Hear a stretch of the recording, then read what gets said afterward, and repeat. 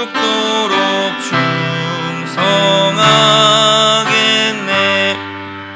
옥중에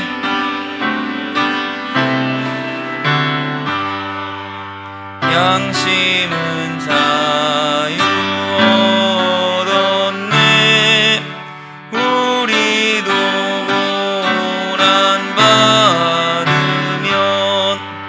죽어도 영광 되도다. 성도의 신앙 따 죽도록 충성하겠네. 성도의 신앙 본받아 원수도 사랑하게. 인자한 언어 행실로 이 신앙 전파하리라. 성도의 신앙 따 죽도록 충성하겠네.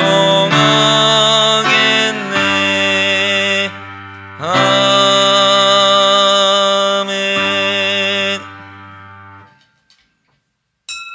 하나님은 영이시니 예배하는 자가 신령과 진정으로 예배할지니라. 아멘. 전능하사 천지를 만드신 하나님 아버지를 내가 믿사오며 그 외아들 우리 주 예수 그리스도를 믿사오니 이는 성령으로 잉태하사 동정녀 마리아에게 나시고 본디오 빌라도에게 고난을 받으사 십자가에 못 박혀 죽으시고 장사한 지 사흘 만에 죽은 자 가운데서 다시 살아나시며 하늘에 오르사 전능하신 하나님 우편에 앉아 계시다가 저리로서 산 자와 죽은 자를 심판하러 오시리라. 성령을 믿사오며 거룩한 공예와 성도가 서로 교통하는 것과 죄를 사하여 주시는 것과 몸이 다시 사는 것과 영원히 사는 것을 믿사옵나이다. 아멘. 찬송 342장입니다.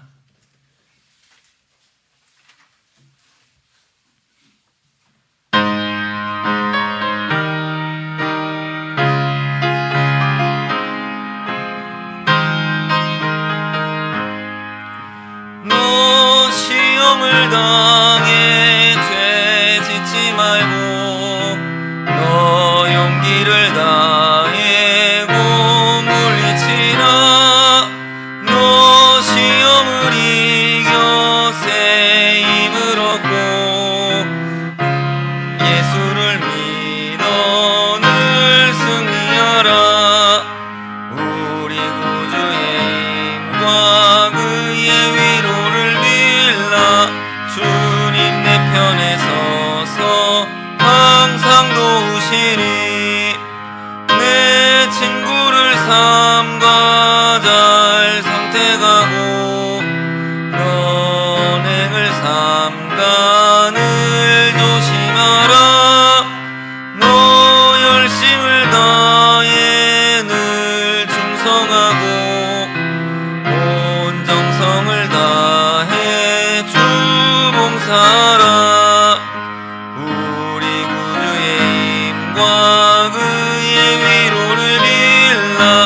주님 내 편에서 항상 도우시니 잘 이기는 자는 상 받으리니 너 낙심치 말고 늘 전진하라. 내 구세주 예수 힘 주시리니 주 예수를 믿어 늘 승리하라. 우리 구주의 힘과 그의 위로를 빌라. 주님 내 편에 서서 항상 도우시리. 아멘. 함께 보실 하나님의 말씀은 신명기 32장 44절부터 보시겠습니다.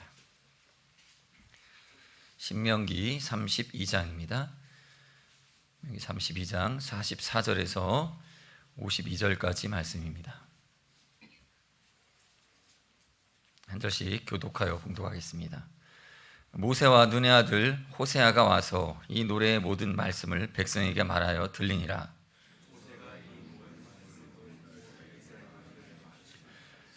그들에게 이르되 내가 오늘 너희에게 증언한 모든 말을 너희의 마음에 두고 너희의 자녀에게 명령하여 이 율법의 모든 말씀을 지켜 행하게 하라.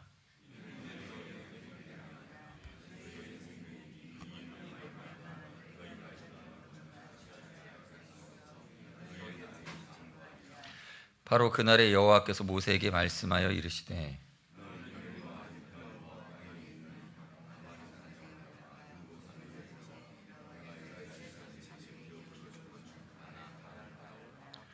내 형 아론이 호르산에서 죽어 그의 조상에게 돌아간 것 같이 너도 올라가는 이 산에서 죽어 내 조상에게로 돌아가리니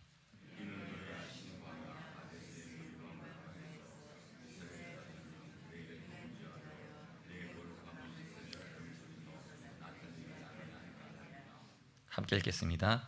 내가 비록 이스라엘 자손에게 주는 땅을 맞은편에서 바라보기는 하려니와 그리로 들어가지는 못하리라 하시니라. 아멘.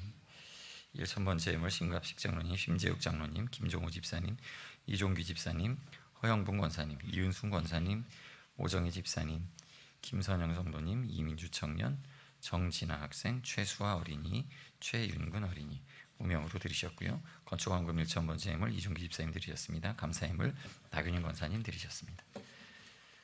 기도하겠습니다. 하나님 감사합니다. 오늘도 저희에게 이렇게 기도할 수 있는 은혜, 예배드릴 수 있는 은혜 주시니 감사드립니다. 하나님의 도우심과 능력을 또한 바라보니 오늘 이 새벽에도 주님을 바라볼 때에 우리의 기도에 응답하여 주시고 이 새벽제든 나온 수성 가족들에게 하나님의 특별한 은혜를 더하시기를 간절히 소망합니다. 건강을 주시며 물질과 또 영혼과 범사에 잘 되어짐을 더하여 주셔서 하나님 앞에 늘 감사할 수 있는, 늘 찬양할 수 있는 저희의 삶이 되도록 축복하여 주시옵소서. 오늘도 말씀 듣고 그 말씀의 명령대로 순종하는 저희들 되게 하여 주시고 그 말씀 가운데 형통하게 하여 주시옵소서. 예수님의 이름으로 기도드립니다. 아멘. 오늘 말씀 보시면 이제 44절부터 46절 말씀에 이 자녀들에게 명령하여 이 모든 말씀을 지켜 행하게 하라라고 가르치고 있습니다. 자녀들에게 말씀을 가르치는 것은 권장 사항이 아닙니다. 우리 신앙은 우리 신앙이고 자식들 신앙은 자식들 신앙이다. 우리 개인주의 시대니까 자녀들은 타자다, 정확하게 남이다. 그렇기 때문에 자녀들에게 강요하지 말아라. 이런 이 풍조가 우리 가운데 있어서 자녀들 교육하는 일을 좀 게을리하는 경우들이 참 많이 있습니다. 그런데 오늘 성경 말씀에서는 이 말씀을 가르치는 이 교육이 권장 사항이 아니라 명령인 것을 우리는 알 수 있습니다. 그러니까 우리 자녀들의 교육에 대한 것도 마치 십계명처럼 도둑질하지 말고 살인하지 말고 간음하지 말고 하는 것처럼 말씀을 가르치라는 것도 명령인 겁니다. 우리가 지켜야 할 것입니다. 그래서 교회는 다른 것 말고 교육은 절대 포기해서는 안 되는 것이고요. 가정도 마찬가지입니다. 가정에서도 그 교육을 절대 포기하면 안 됩니다. 하나님 말씀을 가르치는 것이 교회와 가정 아니면 어디서 그것을 가르치겠습니까? 학교에서 말씀 가르치겠습니까? 아닙니다. 가정에서, 교회에서 이것을 포기해서는 절대 안 되는 겁니다. 고등학생쯤 되면 은연중에 학업을 핑계로 주일 예배 안 드리는 것을 허용하는 부모님들 계십니다. 공부하느라 힘드니까 아이고 주일엔 좀 쉬어야지. 컨디션 조절을 하는데 주일날 쉬는 걸로 조절하게 만들려고 합니다. 이게 얼마나 어리석은 겁니까? 주일날 하나님 말씀 들으러 가야죠. 한 주 동안 그렇게 세상 지식 학문 때문에 시달리면서 지냈는데 같은 선상에다가 하나님 말씀을 두고 똑같은 지겨운 교육의 한 부분으로 받아들이게 만드는 아주 악한 이 태도인 것이죠. 우리 학생들이 식사를 안 하면 부모님들이 그냥 두시겠습니까? 억지로라도 입에다가 떠서 먹이지 않겠습니까? 밤에 만약에 자식들이 잠을 안 자고 그런다고 돌아다닌다고 생각해 보십시오. 그냥 두시겠습니까? 학생이 그러는데 여러분 자녀가 도둑질을 일삼는데 가만히 두시겠습니까? 폭력을 휘두르는데 그냥 두시겠습니까? 그러니까 성경은 교육을 말씀 가르치는 일도 이와 같이 가만두지 말라라는 얘기입니다. 절대로 자식들이 하나님 말씀 떠나 있는 것을 방치하지 말라고 말하는 것입니다. 성경은 교육을 명령하고 있는 겁니다.